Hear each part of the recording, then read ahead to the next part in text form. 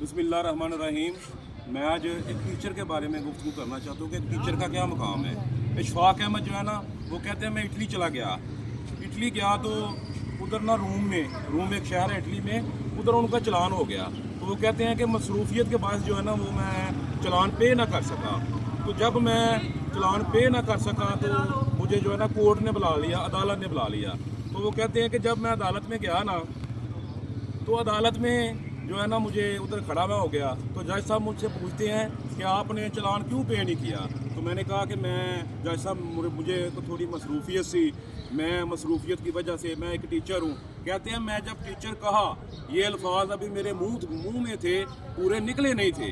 तो वो जज साहब कहते हैं ये teacher is in my court, एक टीचर हमारी कोर्ट में है। सब खड़े हो गए और सब ने जो है ना वो माफ़ी तलब की, उन्होंने माफ़ी मांगी और जो वो चलान था उसको माफ़ किया।